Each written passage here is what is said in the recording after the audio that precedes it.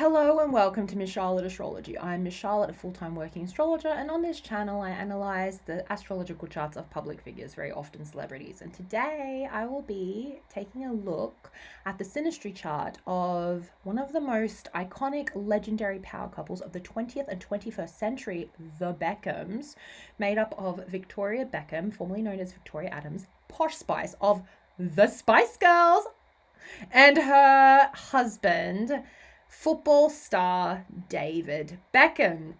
So a few weeks ago, they put out a documentary series about David's life. And of course, Victoria is very tightly woven into the fabric of that story because they got together very, very young and they've built this empire, all these businesses. And I really, really enjoyed the documentary. I thought it was well done. It was really nice to learn about how they got together and the struggles they went through being such a famous pair, and oh my gosh, the abuse they faced. It was disgusting, so disgusting. But I also noticed that they really glossed over the part where, he's a cheater, allegedly, for entertainment purposes only. He was unfaithful to her, and Rebecca Luce was the name of the woman who came out with these allegations. And she actually did an interview with the Daily Mail. I mean, they're a terrible publication, but you got to give it to them. They really had a scoop with that one. She has an interview with the Daily Mail on YouTube. Type that in, Rebecca Luce, Daily Mail. Fantastic interview. And she really shone another light on him that shows another part of his character. He did not treat Victoria well, and he certainly did not treat her well either. And yeah, he's like an emperor, like emperors, they can have all the concubines and they can treat people however they want to. Yeah, he's one of those. But anyway, before I get into reading their Synastry chart, I just want you guys to know I've got 50% off my 20-minute recorded readings. They are not meet-up appointments. You do book a time and a day in which I complete the reading, and then it's sent to you within that 24-hour period. So yeah, it's just a MP3 voice recording of me just tearing up your chart. If you've got a specific issue or a situation that would be helpful in my reading, please put it in the notes when you book. And yeah, I look forward to tearing up the chart. Okay, so let's get into it and talk about Posh and Bex. So, she's in the blue and he's in the red, just for reference. Okay, can I just point something out? I'm just going to move to an empty part of this Synastry chart. Do you see this IC? That is Victoria's fourth house cusp, and that is the home, it's the bedroom, it's the kitchen, it's where you rest your head at night, it's where you're vulnerable, it's when you take off your bra when you come home, right? That's the IC, that's the fourth house. Mother, nurturing, all those things, home life. David has no Virgo placements. There's nothing, when she's with David, she is not anchored into her fourth house here, which says a lot. It explains a lot too, because she traveled all around the world on a whim for him. Like because he all of a sudden decided, I'm going to go play for Spain. And she was completely taken aback by that. And she had to rearrange her whole life and her, and the lives of her children in order to follow him there. And that makes a lot of sense here. If he had Virgo placements that anchored her to the bottom of her chart, that probably would not have happened. So that's really, really interesting. They do have a home together, or they do have children together, but at the same time, like, this is not anchoring her into the foundations of her chart, right? Because that's what the bottom of your chart is the foundation, right? Being with him made her more public. It didn't make her more private. If he had Virgo placements, she would be behaving like a private citizen here. She doesn't. Let's have a look at his. So his IC falls in Cancer, where her rising is, and he has Saturn here that anchors him to the bottom of his chart. That could indicate the poverty. Saturn playing. I know Saturn is in his third house, but it also plays into his fourth house. So that does indicate poverty, and he was very working class.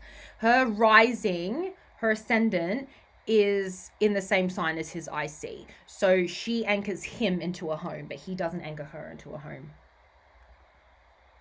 Interesting. Okay, so when she met him, she felt like she had known him before, and probably they have, because her south node, right, this little upside down horseshoe thing, that represents the previous incarnation, past life experience. It's the energy that you bring from your previous incarnation into this present incarnation, right? And it's before your Saturn return. It's when you're young. His Venus sits on there, and Venus is love, it's beauty, values, all those things. So with his Venus on her south node, she felt when she got with him, oh my God, I've known you in a previous lifetime. It's very love at first sight kind of energy. And her Mars, her phallus, her dick, that is also sitting in Gemini, not too far away. It's pretty much a conjunction. So in Synastry, if you have someone's Venus, their heart, and the other person's PP in a conjunction, that's some sexual energies. And she has her Saturn as well. Saturn is also here. Saturn is the planet of restriction and responsibility. That's sitting on his Venus. So she teaches him, she made him a man. She teaches him responsibility. She does restrict him. And I don't mean that in the negative sense. It's like being with her allowed him to regulate his life more. It made him more responsible. But it also cost him money. Like, they have built businesses together, which is really great, but for a while, quite a while, with her Saturn on his Venus, she takes resources from him. They did have children together, so this is not me saying she's a gold digger or anything like that, not at all, but that's the nature of Saturn on the Venus. When someone's Saturn is sitting on someone's Venus, the Saturn person teaches the Venus person responsibility. And sometimes responsibility means you have to pay for stuff, right? Also, I just want to mention his Saturn is in Cancer, and that sits on her rising sign. And when I see this in the Synastry chart, it usually means that the person with the rising sign is silenced or has to be, and it doesn't mean that he's forcing her to, it doesn't mean that he is a horrible person, because Saturn is not a personal planet. It's more situational, right? And yeah, when someone else's Saturn sits on your rising, they too teach you responsibility, but they also keep you very edited, quiet. She has to be careful with what she says and how she, talks about him or talks about anything, right? She has to be quiet. And when she married him, she became more quiet. She wasn't as loud, and that's because she had to protect their privacy because they became more famous. So yeah, interesting. Saturn on the rising. He restricts her movement. He restricts her speech. And again, not because he's telling her to, or he's being horrible or, mean to her or anything like that. It's more situational, right? It's about being careful. He teaches her how to be careful. She teaches him how to be responsible. So there we go. Let's move up the chart. Ooh, okay. So do you see how Victoria has a part of fortune in the 11th house? Yeah. So, and that's actually, I do believe that Taurus is intercepted in her chart. I need to double check that. But if Taurus is intercepted in her chart and she has no Taurus placements, it's an energy that is lacking. So with his Sun and Mercury in Taurus, he fills that out in her 11th house of the public. Being with her makes her more famous, right? Because the 11th house is the public, it is the network, it is humanity. And if someone's placement falls into that, if you are with someone that has personal placements in your 11th house, they're going to introduce you to a lot of people, right? You're going to know a lot of people. You're going to be more visible to a wider audience. And that's what we have here. And her part of fortune, literally fortune, wealth, it's in Taurus, which is a money sign. His Sun sits on that. Being with him increases her bank balance. Being with him increases her profile, right? She was already mega famous and iconic, but being with him was kind of like the cherry on top of a very large sundae. So Yeah, interesting. His south node is also in Gemini. It is at an earlier degree because he was born a bit after her, like I think a year after her.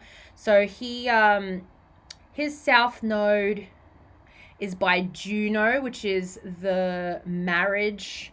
It is the marriage asteroid. So marrying young makes sense. And she also, with her south node in a conjunction with Saturn, she knows responsibility quite young. It's no surprise they actually got together at the age that they did. Yeah, so he was, meant to get married young with that. She is an Aries, he is a Taurus. Aries and Taurus couples are really cute. They are really cute. I'm super attracted to Taurus guys because it's like they're not afraid of me. They like Aries women are frightening. We're just like, and you meet a Taurus guy and they're quiet and they got that quiet confidence. Like, I'm a bull. I'm bigger than you. I'm calmer than you. You don't want me to ram you. Or maybe we do. So, I think, Taurus and Aries couples are really, really cute together because you have this feisty woman who's like scary, and then you have this like very soft-spoken, solid, secure, don't give a crap Taurus guy, which is super sexy. It's really sweet to see those two sides together. Her Chiron is in Aries in a conjunction with her sun, so that's a bit of a wounded ego. I think she walks through life being a bit of a healer and a helper, super sensitive, even though she's in Aries, which is a very loud sign. We are loud. We have no volume control generally. She's a bit quieter just because she was born in the generation of, the Chiron Aries generation. So she's a bit softer. I don't want to say she's meek and I don't want to say she's weak. She's still incredibly determined and ambitious. Aries are. But when you have the sun in a conjunction with Chiron, especially in the 11th house of the public, she feels like she has so much to prove to the world and to herself. Like, I think there have been periods in her life, and she would never admit it, obviously, but because Aries don't, we cry alone in a room because we don't want to look weak. But she really felt like she had to prove something because she didn't feel good enough. And that's what, when you have the ego, the sun, in a conjunction with Chiron, that is a wounded ego. And when it's playing out in the 11th house, I reckon, because of that Chiron in the 11th house, when she got with him, there was like a rejection of the public. And if you watch the documentary, you would see that there was people just hating on her for no reason. Meghan Markle was another one that has Chiron in the 11th house, the rejection of the public, and they have a lot of insecurity about being famous or people's perception of them, and they are always trying to prove themselves worthy, and it's a really difficult placement. I've got a lot of compassion for it. It can't be easy to have a public Chiron like that. But she does move. How she deals with it is that she helps people, and I think being with this man, with David, his Chiron is also in Aries. She helps heal that. So when someone has a personal placement on your Chiron, they're going to help you heal. They're going to point out your weaknesses. Sometimes it's really, really rough, but very often, that person can help you look at your issues, and transcend them. And that's what Chiron is about. Once you get out of the pain of the wound, you can transcend it and use it to help heal others. Because it's something that you can't really heal. You got to learn to manage the pain. And she does that with him. I think being with David Beckham, David's end, being with Victoria kind of solidified his masculinity, like he's the man, like he got the hottest Spice Girl. So that definitely helped. Marrying her helped him with that Chiron, with that wound. And if you look over here, her Mercury and his Jupiter are fused together. Mercury is your intellectual nature, your mind, your speech, right? Thoughts, and the small mind, your mind, and so that's in a conjunction with his Jupiter, which is expansive. So what we have here is the meeting of thought, of ideas, and a planet of manifestation and luck. So in this relationship, she's the thinker and he is the one that can make it happen. Because I really do think she is brighter than he is. He's a fantastic athlete. He's a genius athlete. But in terms of intellectualness, she's the smart one. Yeah. She's the wounded one, but she's the smart one. Let's have a look at her midheaven. Okay, so her midheaven lies in Cancer. Ooh, his Lilith sits on the midheaven. And if you look over here at his midheaven in Capricorn, her Lilith sits on his midheaven, being together. It's like Harry and Meghan, actually. Harry and Meghan have this. When your Lilith sits on someone else's midheaven, being with you without even you meaning to, there's going to be a level of disgrace, right? So it's very similar to Harry and Meghan. It's not the same, but it's quite similar. So with David's Lilith on her midheaven, that's going to lead to her being maybe sexually humiliated. And that happened in stadiums of 75,000 people. You know what the chant is if you've watched the documentary. So there's a bit of a sexual humiliation. You know, there's the accusation of she's, you know, this bad woman that's destroying his career. She's like a Yoko Ono. Poor Yoko Ono, by the way. I should do a reading on her because I think she's very misunderstood. But yeah, with the man's Lilith on the woman's midheaven, she's going to get a lot of shame for being with him. She's going to be perceived as the man's downfall, and she's this wretched, awful, vindictive, sexually potent creature, like Medusa shit. So that's very similar to Harry and Meghan. Meghan's perceived that way. Victoria's perceived that way with that Lilith. His Mars is there, so he does give her direction with this very airy-fairy Pisces mutable midheaven. And it's interesting because she has so many different talents and so many different skills. She definitely, with Venus on her midheaven, she's going to be very famous for her beauty and her style. It makes sense why she's entered fashion and makeup aesthetics, because that's what Venus is. Midheaven is career and public's perception and what the world wants from you, and Venus is beauty and aesthetics and fashion. So that makes so much sense. And with Jupiter there, that's a fame indicator. That's expanding, that's opening that up as well. And then his Mars is probably the thing, and Mars is that phallus and that direction, that movement, that masculine energy that can, again, manifest her ideas, you know, and yeah, give her business some direction. Because for a while she was kind of all over the place, but it's because of his influence and his money that she was able to get her empire going, you know. Yeah. And her Venus is exalted, by the way. So I think she's willing to put up with a lot of crap in this marriage. It's not just because it's a financial thing, like they have so much tied into this marriage with their empire, but I do really think she loves him. And she's there for him, even if they do live separate lives. If they live separate lives, which has been, you know, that's been put out there. I listen to Dumas. If that's true, I'm not surprised with this. But again, Venus-Mars conjunction, that sexual attraction that is there. They have Venus-Mars conjunction down here in Gemini, and then the Venus-Mars conjunction up here in Pisces. So even though those things are squared off, which could cause a lot of conflict, they still have this very strong bond, right? Also, his Mars, his phallus, men with Mars and Pisces. I mean, Mars and Pisces scares me anyway, but a Mars and Pisces in a man, that's a PP with no boundary. That's a PP that's just like, woo, I'm gonna go anywhere I want. And it's in a conjunction with the destructive feminine. So I think he could be quite destructive with sex and it squares off with his Venus placement. So he's very impulsive with sex. So if he's very impulsive with sex, that's going to break her Venus, break her heart. And that happened. Ugh. awful. Her moon is in Aquarius at 20, I think it's 29 degrees or 28 degrees, something like that. And his moon is in Capricorn at 28. So they're 29 degrees. So they're not far apart. Her moon lies in the 9th house. That's someone that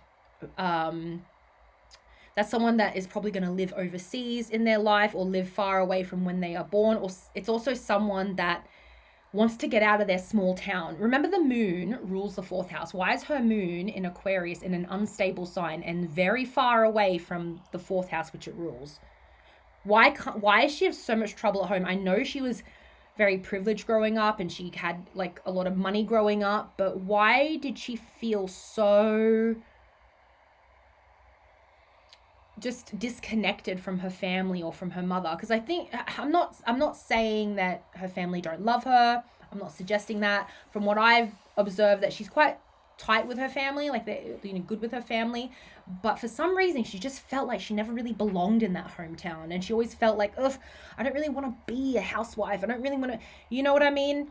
But yeah, moon in Aquarius can be someone that has an unstable household, or an unstable childhood, or a bit of a disconnection from the mother and the family. That can play out in so many different ways. And then when it's put into the 9th house, that's someone who's quite idealistic about in regards to conceptualizing their home. They can be quite impractical or idealistic, and that makes a lot of sense here with how she's lived her life with David. And her moon falls into his 11th house, so he brings her fame, but she also brings him fame. Like, I would have known who he was unless she got with him, you know what I mean? He made her more famous, but she did that as well, you know? The only reason why girls born in the late 80s know who he is. It's because she got with him. It's like, there we go. It's like these two worlds clashing together, that 11th house. You know, his 11th house is male football fans. And then her 11th house is Spice World, Girl World. They're coming together and they're arguing online. Ha Also, his part of fortune, where you find fortune, that is in 11th. In Aquarius, so that is fame and fortune, right? He's very recognized. Her moon sits there, another indicator that she brings blessings to his life. They do that for each other. Conjunctions, planetary conjunctions with part of fortune, kaboom! Like, there's a reason why they're not leaving each other, because they know they're better together. Her Lilith falls on his midheaven. So I talked about how his Lilith on her midheaven indicates that, you know, she looks like this evil woman that's destroying his abilities or destroying the game or is ruining his career, right? When the woman's Lilith is on the man's midheaven, he's going to look like a simp, weak. Look at Meghan and Harry, right? She looks like the big bad evil one, and he looks like this weak simp. That's what happened here. Like, she used to bring the babies to the game and take video, and it's like, there's David Beckham's wife. Posh Spice takes it up. So disgusting. So disgusting. His moon sits on her Lilith as well. And her Lilith is in her 7th house of partnerships. I'm not surprised that... Hey, if you got Lilith in the 7th house, I'm not manifesting this for you. This is about Posh Spice, not you. But Lilith in the 7th house could indicate, like, betrayal, like sexual betrayal on both sides in a relationship. It could also mean there's like bitchy girls around her too, but anyway. And that Lilith is in a conjunction with his moon, so that activates that. She could destroy him though. I think he knows that. You know, a man's Lilith, a straight man's Lilith, represents the energy of the type of woman that a straight man's Lilith is the energy of the woman that he wants to conquer and destroy, but who he also wants to have sex with. So it's like, she is that. She is like, she could ruin his life. She could very well come out on top, right? Because she's been quite, as far as we know, she's been quite loyal, you know, and she hasn't spilled any beans in regards to his bad behavior. So, you know what? I get the feeling looking at this chart, there is a lot of connection. There is a lot of love. They've got children. They've got businesses. There is a lot of love here. Like if you look here, their north nodes are in the same place with Neptune. You know, they are moving forwards together, you know. But I also get the feeling that they do live separate lives. Like they're a partnership. They're a business. And they do love each other. And they did love each other. But they have an agreement, you know? Like their Neptunes are very well aspected to the Mercury and Jupiter, that manifestation of their ideas and like the businesses. That is really well aspecting the North Node and the Neptunes. That's where they got to go. But in like it's not aspecting the other personal placements very well, like the Venuses and the Marses and the Suns and the Moons. Like the North, it's not. The ideas that they manifested together, the plans that they made, right? This intellectual placement here, this Jupiter Mercury conjunction, is the thing that holds them together. And they're going to build an empire. And it's in Sagittarius, which is like, again, expansive, and Neptune is fame. Neptune is iconography. Neptune, it's building a mythology.